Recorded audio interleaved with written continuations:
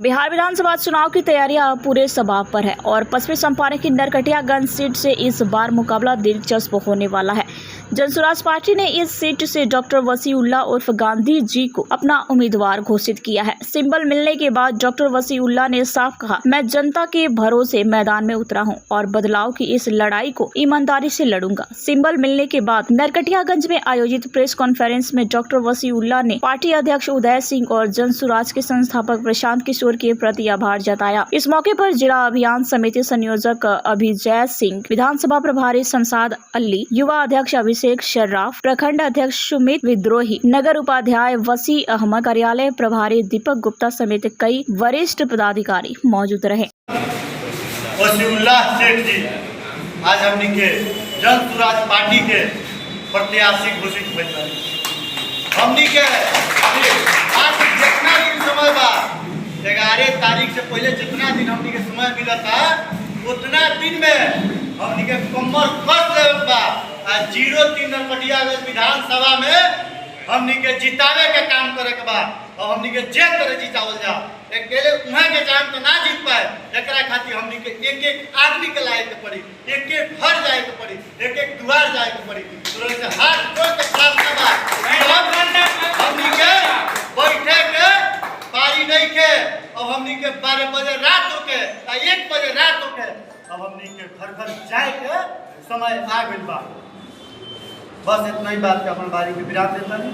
हमारे बड़ भाई शमशाद अली जी महासचिव वाली हैं। पार्टी ने हम पे विश्वास जताया है और हमें इस चीज़ को, पार्टी के विश्वास को आगे तक लेके जाना है। पार्टी के बहुत सारे यहाँ पे हालात, पार्टी ने बहुत सारे हालात को देखा है। इन हालातों को दूर करने के लिए हमको आगे बढ़ाया है। एक शिक्षा के मामले में जो यहाँ ध्वस्त शिक्षा पड़ी हुई है, उस शिक्षा को सुधारने का काम हमारी पार्टी के द्वारा हमारे जिम्मे सौंपा गया है। अगर हम जीत के जाएंगे तो शिक्षा, विकास, पलायन, ये हमारे सबसे मेन एजेंडे हैं। इस पे हमको काम करना है। विधानसभा में कौन ऐसा जो कार्य है वो छूट गया है विकास? सबसे पहला कार्य है यहाँ जो अनुमंडल अस्पताल है, यहाँ पे जो भ्रष्टाचार लगा हुआ है, उस भ्रष्टाचार को खत्म करना है। अभी नरकटियागंज विकास का लाख दावा किया जाता है, फिर भी नरकटियागंज हॉस्पिटल जो है वो क्यों चर्चा का विषय? देखिए, मैं आपको बता दूं कि मैं एक हॉस्पिटल लाइन का मैं डॉक्टर हूं और मैं मेडिकल ऑफिसर था।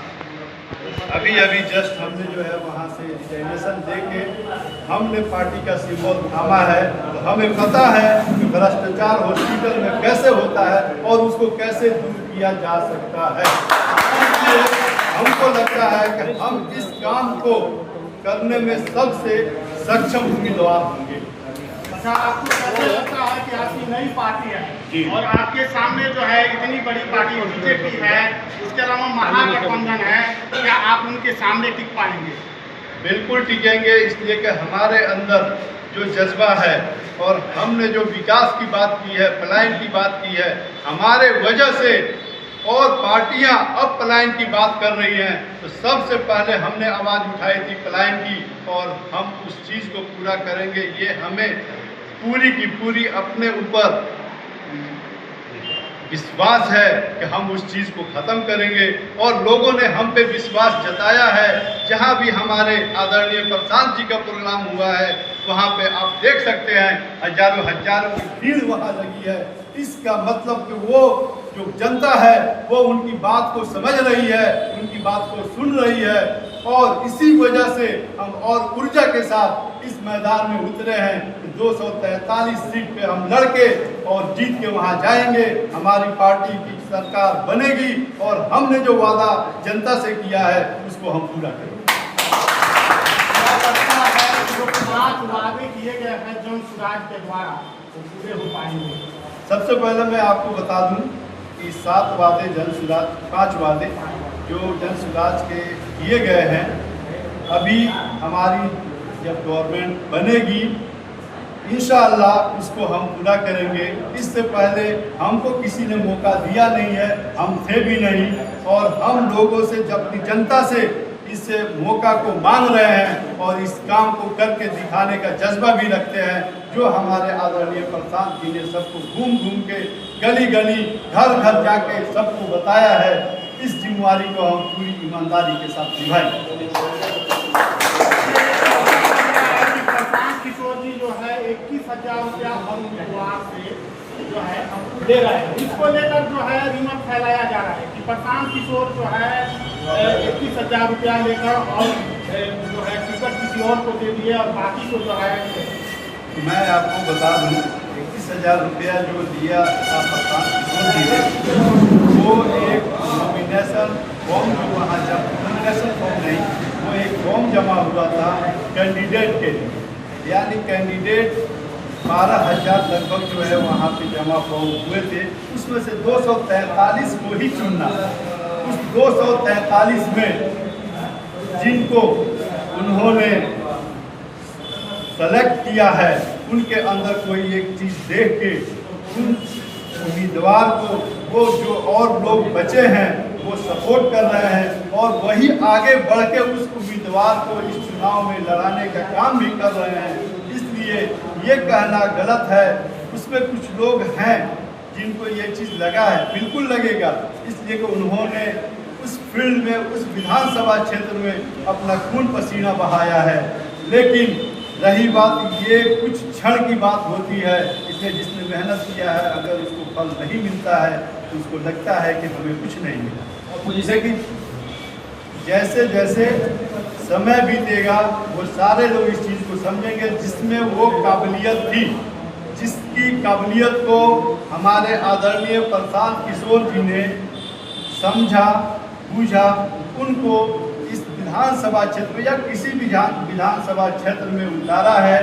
और वो जितने प्रत्याशी जो भावी प्रत्याशी के रूप में अपना खून पसीना बहाए थे, उनके लिए वो वहाँ उतर के आगे बढ़ चढ़ के उनके साथ कदम से कदम मिला के उनके लिए विधानसभा क्षेत्र में घूमेंगे, जनता के सामने जाएंगे, अपने खून पसीने बहाए हुए जगह पे जाएंगे और ये बताएंगे कि यही हमारे असल उम्मीदवार हैं जिनके अंदर वो काबिलियत रही है।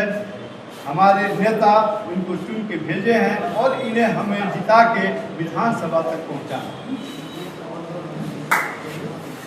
ऑपोजिशन का कहना है कि प्रशांत किशोर ने राजनीति को व्यवसाय बना दिया, इसको क्या कहना है? देखिए, जहाँ तक अपोजिशन की बात करते हैं तो अपोजिशन वाले तो खुद ही एफिडेविट को एफिडेविट बोलते हैं, तो उनकी बातों को हमें देख के सुन के नहीं चलना है।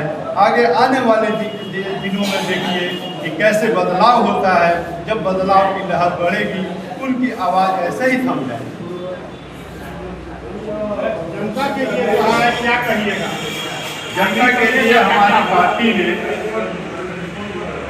परिवार लाभ कार्ड जो हमारे इस विधानसभा क्षेत्र में 80,000 बरस में परिवार लाभ कार्ड बनाया गया है, उसमें 5 चीज़ें हैं।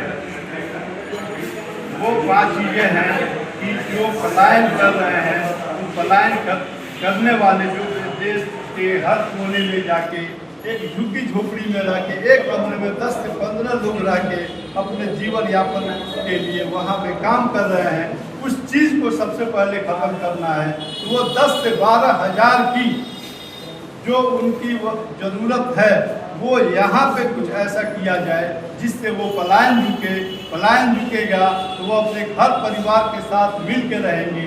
इसके साथ दूसरा जो संकल्प है, दूसरा जो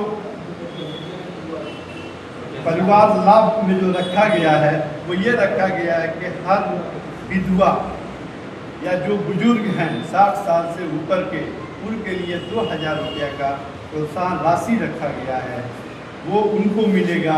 इस परिवार लाभ कार्ड के जरिए हर परिवार को महीने में 20,000 रुपये का उनको फ़ायदा होगा। इसमें सबसे बड़ी बात आती है शिक्षा की। जो गरीब जनता है हमारी, वो शिक्षा से बहुत दूर है। वो सरकारी स्कूल में अपने बच्चों को भेजते हैं और वहाँ पे सिर्फ वो खाना खा के, खिचड़ी खा के अपने घर चले आते हैं, लेकिन उनको वो शिक्षा नहीं मिलती है।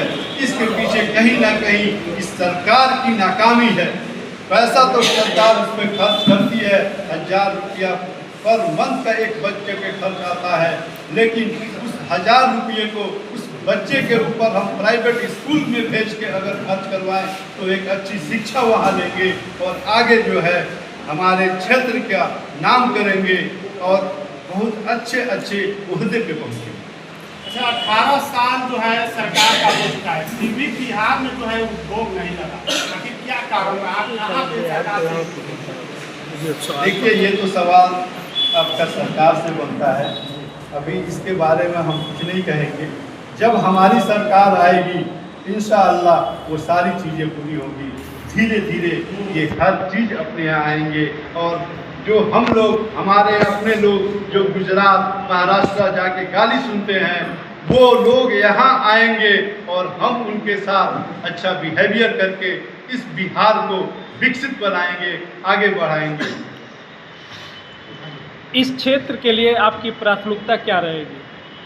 इस क्षेत्र के लिए सबसे बड़ी प्राथमिकता मेरी है कि ये क्षेत्र अभी तक सबसे पीछे स्वास्थ्य और शिक्षा में पीछे है, उस पे हमारा सबसे ज़्यादा जोर होगा कि स्वास्थ्य और शिक्षा के क्षेत्र को हम आगे बढ़ाएं ताकि हमारे बच्चे, गरीब घर के बच्चे कुछ करके आगे बढ़ें और हमारे बिहार का नाम रोशन करें।